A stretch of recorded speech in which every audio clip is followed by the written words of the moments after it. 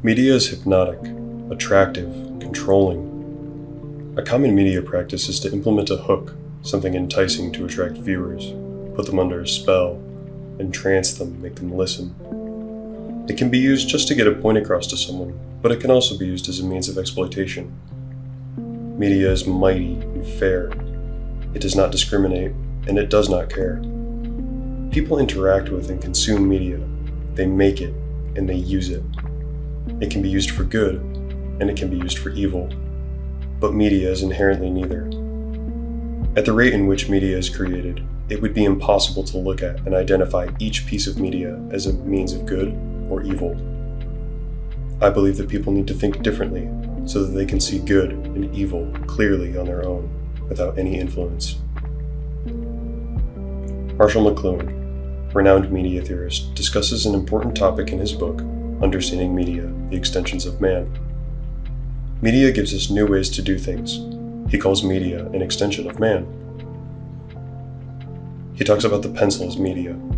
Though it may seem odd, he is right. How is a pencil an extension of the human body? It allows for the memory to be extended. History can be written instead of memorized.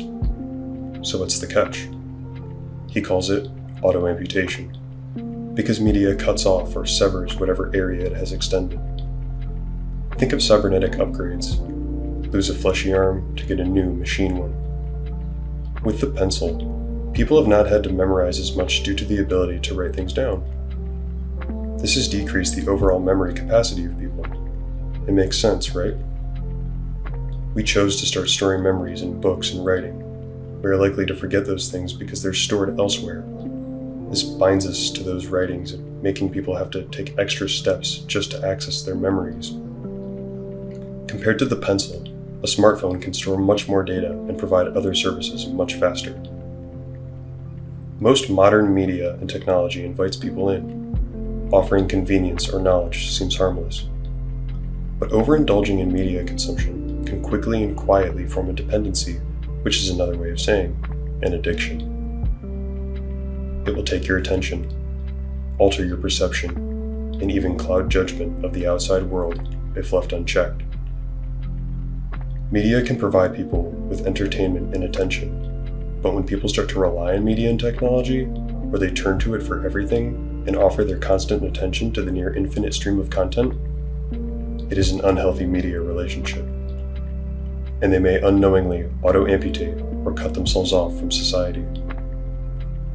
Reflecting upon media interactions is a way of preventing this type of reliance on certain forms of media. Considering the gain and loss of media interactions should be done out of safety and consideration. Having an unhealthy relationship with media can lead to FOMO, or the fear of missing out.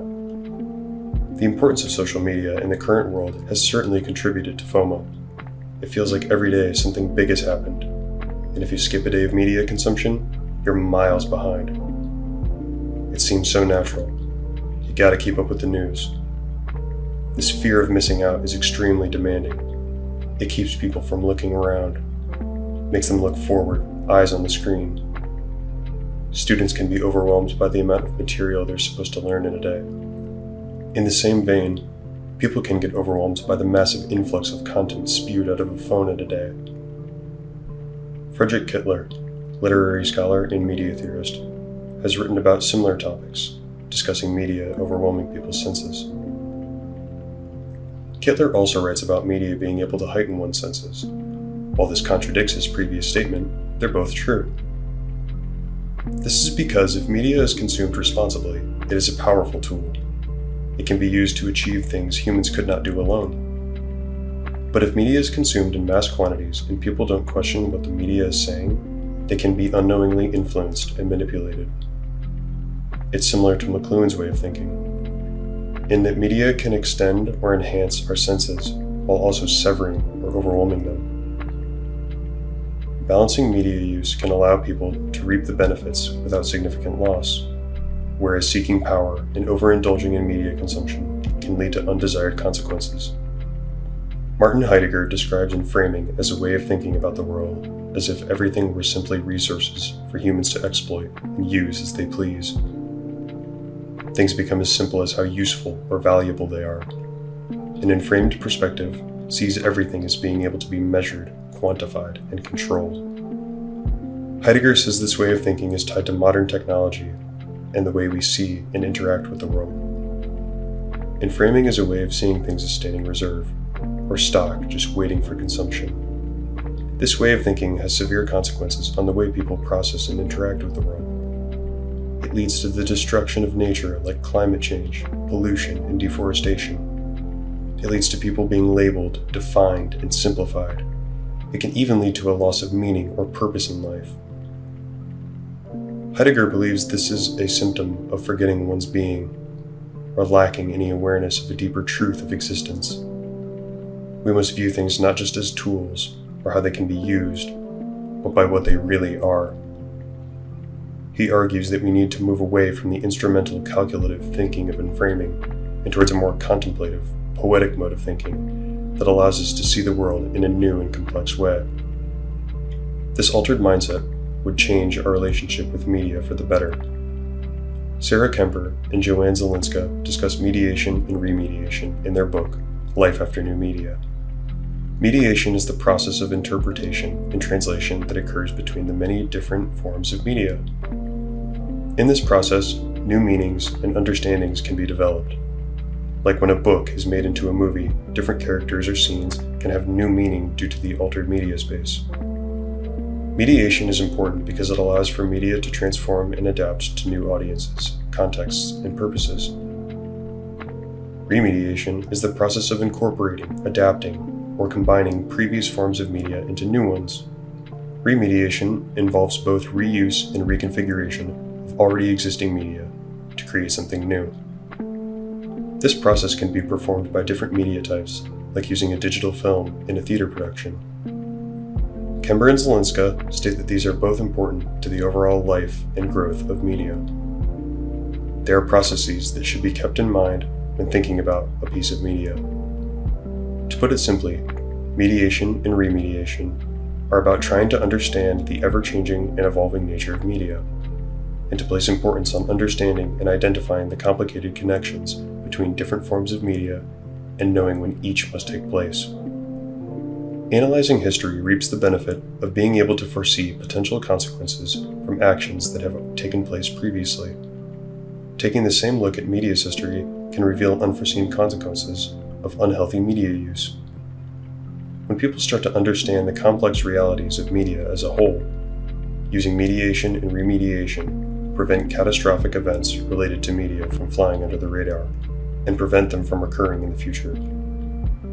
Design theorists Anthony Dunn and Fiona Raby discuss the importance of speculative design in their book, Speculative Everything. Speculative design is designing for how the world could be, instead of designing based on how the world is. At a conference, Dunn discusses how when thinking of future realities, people often come up with the probable realities. Realities that are likely to happen based on how the world is now. Speculative design would encourage people to consider potential realities, which are less likely than probable, but also to go past that and think of possible realities. These are the realities that are regarded as unlikely or impossible. Impossible realities are those that simply cannot happen based off the laws of nature, so not those. But the unlikely or the probably not realities? They're a stretch, but if people can apply this way of thinking into other fields, those unlikely realities can become attainable. It feels like they're proposing a new way of thinking about designing. Like they have to ask if it's okay, to think outside the box. It's thinking critically and deeply. People familiarize and question surrounding environments even if they seem fine. People check all the multiple choice options even if the first one seems right. This kind of analysis should be done for all things. The same line of thinking should be applied to media as well. Media is not just one thing. It can't be interpreted in one way. It's expansive and shouldn't be bound to one way of thinking. Some are truly free from the temptations of media. Most are not.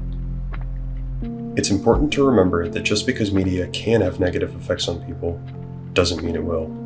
Media has the power you give it. It can be a powerful tool and a heavy burden.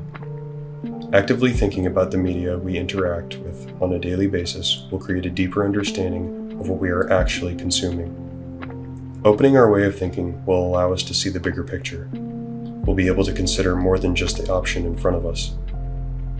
As consumers of media, we are responsible for any effects of consumption. Media can have an influence on everyone. It's up to us to decide whether or not we listen.